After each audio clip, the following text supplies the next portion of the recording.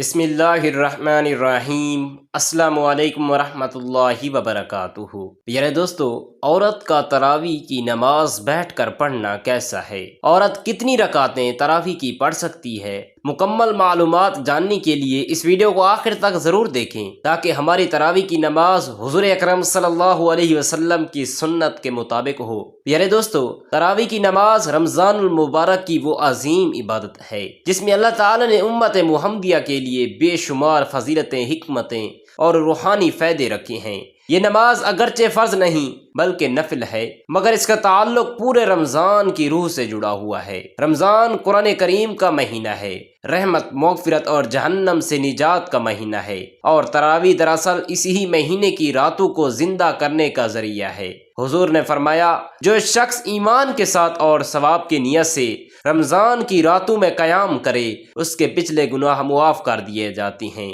یہ حدیث صحیح بخاری اور صحیح مسلم میں موجود ہے۔ اس ایک فرمان سے معلوم ہوتا ہے کہ تراویح کا اصل مقصد گناہوں کی معافی اور اللہ تعالیٰ کی قربت ہے، نہ کہ صرف رکعتوں کی تعداد یا ظاہری مشقت۔ تراویح کی حکمت یہ ہے کہ پورا سال انسان دنیا کے کاموں میں الجھا رہتا ہے، دل سخت ہو جاتا ہے، گناہ آنکھوں، کانوں اور زبان سے سرزد ہو جاتی ہیں۔ رمضان آ کر اس دل کو نرم کرتا ہے اور تراویح کی نماز اس نرمی کو مزید گہرا کر دیتی ہے۔ جب بندہ رات کے وقت سکون میں اللہ تعالیٰ کے سامنے کھڑا ہوتا ہے یا بیٹھ کر عاجزی سے قرآن سنتا یا پڑھتا ہے تو دل پر اثر ہوتا ہے، آنکھوں سے آنسو نکلتے ہیں اور بندہ اپنے رب کے قریب ہو جاتا ہے۔ نبی کریم صلی اللہ علیہ وسلم رمضان میں راتوں کو خاص طور پر عبادت میں مشغول رہتے تھے۔ حضرت عائشہ صدیقہ رضی اللہ تعالی عنہا فرماتی ہیں کہ آپ صلی اللہ علیہ وسلم رمضان اور غیر رمضان میں 11 رکعتیں سے زیادہ نہیں پڑھتے تھے، لیکن ان رکعتوں کی لمبائی اور خشوع ایسا ہوتا کہ دیکھنے والا حیران رہ جاتا تھا۔ یہ حدیث صحیح بخاری میں موجود ہے۔ اس سے معلوم ہوتا ہے کہ تراویح کی اصل فضیلت لمبے قیام، غور و فکر اور دل کی حاضری میں ہے۔ تراویح کی ایک بڑی حکمت قرآن سے تعلق مضبوط کرنا ہے۔ رمضان المبارک میں قرآن نازل ہوا، اسی لیے اس مہینے میں قرآن کا پڑھنا اور سننا عام دنوں کے مقابلے میں زیادہ اجر رکھتا ہے۔ نبی کریم صلی اللہ علیہ وسلم ہر رمضان میں حضرت جبرائیل علیہ السلام کے ساتھ قرآن کا دور کرتے تھے اور آخری رمضان میں 2 مرتبہ دور کیا۔ یہ روایت بھی صحیح بخاری میں موجود ہے۔ تراویح میں جب قرآن سنا جاتا ہے تو گویا یہ اسی سنت کی جھلک ہے۔ اس سے امت کو قرآن کے ساتھ جڑے رہنے کی عملی تربیت ملتی ہے۔ اگر کوئی پورا قرآن نہ بھی سن سکے تو جتنا سنے اتنا بھی رحمت کا ذریعہ ہے، کیونکہ اللہ تعالی نیت اور کوشش کو دیکھتا ہے۔ تراویح کی فضیلت میں یہ بھی شامل ہے کہ یہ نماز بندے کو صبر سکھاتی ہے۔ لمبا قیام، تھکن، نیند پر قابو پانا، یہ سب نفس کے خلاف جہاد ہے۔ نبی کریم صلی اللہ علیہ وسلم نے فرمایا کہ رمضان صبر کا مہینہ ہے اور صبر کا بدلہ جنت ہے۔ یہ حدیث مسند احمد میں ہے۔ تراویح اسی صبر کی عملی شکل ہے۔ جو شخص چند رکعتوں میں ہی عاجز ہو جائے مگر پھر بھی اللہ تعالیٰ کے لیے کھڑا ہو جائے یا بیٹھ کر پڑھ لے، وہ بھی اس صبر کے اجر میں شریک ہو جاتا ہے۔ حضور صلی اللہ علیہ وسلم کی تعلیمات سے یہ بھی معلوم ہوتا ہے کہ تراویح میں سختی نہیں ہونی چاہیے۔ آپ صلی اللہ علیہ وسلم نے چند راتیں صحابہ کے ساتھ جماعت سے نماز پڑھی، پھر باہر تشریف نہیں لائے اور فرمایا کہ مجھے اندیشہ ہوا کہ کہیں یہ نماز تم پر فرض نہ ہو جائے۔ یہ روایت صحیح بخاری اور صحیح مسلم دونوں میں موجود ہے۔ اس فرمان سے یہ تعلق رکھتے ہیں کہ اسلام عبادت میں سہولت چاہتا ہے، بوجھ نہیں۔ اسی لیے تراویح نفل ہونے کے باوجود اتنی عظیم فضیلت رکھتی ہے کیونکہ اس میں اختیار ہے، جبر نہیں۔ تراویح کی ایک بڑی فضیلت یہ کہ یہ ایمان کو تازہ کرتی ہے۔ جب بندہ رات کو اللہ تعالیٰ کے سامنے کھڑا ہو کر یہ مان لیتا ہے کہ میرا رب مجھے دیکھ رہا ہے، میری آواز سن رہا ہے، میرے دل کا حال جانتا ہے، تو اس کا ایمان مضبوط ہوتا ہے۔ نبی کریم صلی اللہ علیہ وسلم نے فرمایا کہ بندہ جب سجدے میں جاتا ہے تو اپنے رب کے سب سے زیادہ قریب ہوتا ہے۔ یہ حدیث صحیح مسلم میں موجود ہے۔ تراویح کے سجدے بندے کو یہی قرب عطا کرتے ہیں۔ یہی وجہ ہے کہ رمضان کے بعد بھی دل میں نماز کی محبت باقی رہتی ہے۔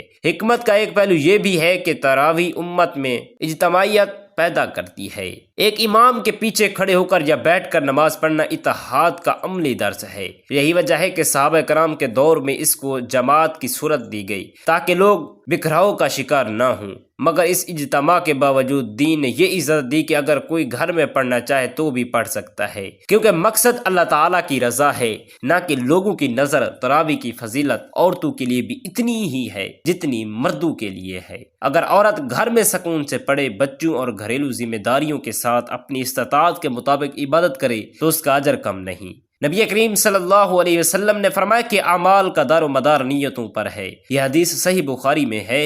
اسی لیے جو عورت یا مرد سچی نیت سے جتنی عبادت کر لے وہ اللہ تعالیٰ کے ہاں مقبول ہے۔ آخر میں تراویح کا سب سے بڑا پیغام یہ ہے کہ نماز ہمیں اللہ تعالیٰ کے قریب کرتی ہے، گناہوں سے نفرت سکھاتی ہے، قرآن سے محبت پیدا کرتی ہے اور دل کو سکون دیتی ہے۔ حضور صلی اللہ علیہ وسلم کا فرمان، صحابہ کرام کا عمل اور امت کا تسلسل سب اس بات کی گواہی دیتی ہیں کہ تراویح محض ایک نماز نہیں بلکہ رمضان المبارک کی روح ہے۔ جو شخص اس روح کو سمجھ کر اخلاص کے ساتھ آسانی اور محبت کے ساتھ تراویح ادا کرتا ہے وہی اس کی اصل فضیلت حاصل کرتا ہے، اور اللہ تعالیٰ ایسے بندوں کے لیے مغفرت اور رحمت کے دروازے کھول دیتا ہے۔ پیارے دوستو، عورت کا تراویح بیٹھ کر پڑھنا شرعاً جائز ہے، خاص طور پر اس صورت میں جب کھڑے ہو کر پڑھنے میں مشقت ہو، کمزوری ہو، بیماری ہو، حمل ہو یا زیادہ دیر کھڑا ہونا ممکن نہ ہو۔ پیارے دوستو، شریعت اسلامیہ میں اللہ تعالیٰ نے عبادت کو آسانی کے ساتھ ادا کرنے کا حکم دیا،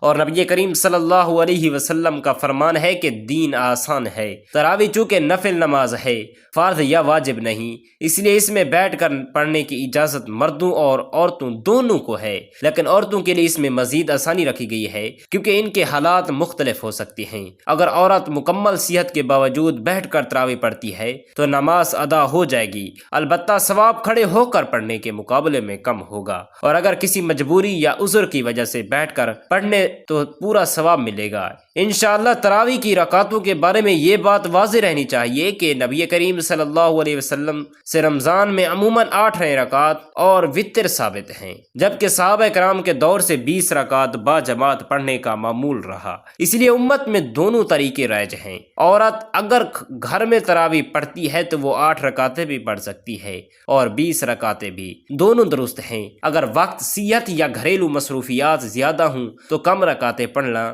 ہی جائز ہے، حتیٰ کہ 2 رکعت کر کے جتنی آسانی سے ممکن ہو پڑھ لے، کیونکہ نفل عبادت میں کمی پیشی کی گنجائش ہوتی ہے۔ عورت چاہے تو بیٹھ کر 8 رکعت تراویح پڑھے پھر وتر ادا کرے، اور اگر ہمت ہو تو 20 رکعت بھی بیٹھ کر پڑھ سکتی ہے، اس میں کوئی گناہ نہیں۔ بیٹھ کر تراویح پڑھنے کا طریقہ یہ کہ عورت سجدے زمین پر ہی کرے، یعنی قیام کے بجائے بیٹھ کر قرات کرے، رکوع کے لیے تھوڑا سا جھکے اور سجدہ مکمل طور پر کرے، یہی افضل ہے۔ اگر کرسی پر بیٹھ کر پڑھ رہی ہو تو بھی سجدہ زمین پر کرنا بہتر ہے، اور اگر زمین پر بیٹھنا ممکن نہ ہو تو اشارے سے بھی نماز ادا ہو جاتی ہے۔ قرآن پاک جتنا یاد ہو اتنا پڑھ سکتی ہوتی ہے، چھوٹی صورتیں بھی کافی ہیں، لمبی قرات لازم نہیں، کیونکہ مقصد اللہ کی عبادت، ذکر اور رمضان المبارک کی برکتوں کو حاصل کرنا ہے۔ عورتوں کے لیے یہ بھی ضروری ہے کہ وہ تراویح میں اپنی طاقت، گھریلو ذمہ داریوں اور صحت کو مد نظر رکھیں۔